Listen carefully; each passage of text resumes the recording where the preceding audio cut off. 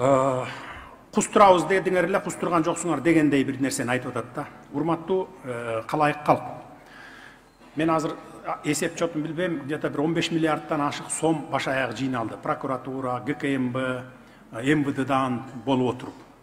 Буга чейин эми 10 жылдан бери тим эле бири-бири менен чабышып, бул ууру анан бул мынтип системада отурат, ичип атат, жеп атат деп келип, бир сом төктүрө алды беле бирөөнү? Жок да, мына биз 15 миллиардтын болгонун алдык го, колубуз көргөнүбүз, колубуз жеткенин алдык. Мисалы район боюнча эле кеп калат дароо эле. Камайм деди эле, анан минтем деди. Камадык. Алдык бүт баарын 2 миллиард сом төктүрдүк. Жанагы Элдар адасын алдык. Азыр мына мамлекетке иштеп атат, сон болуп иштеп атат. Центр обслуживания населения болуп.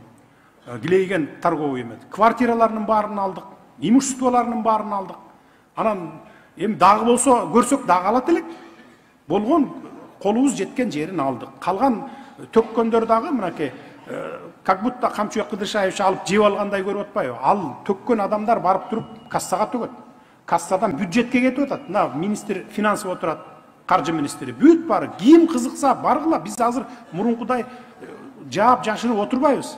Мейли жаран келсе да мына деп туруп Камчыбек Кыдыршаевич алып барып алдыңарга таштап коет. Мына көр артынан кубалап бар, канчасы каяка барып түштү экен деп. Түп-түз барып бардыгы тең бюджетке түшүп атат.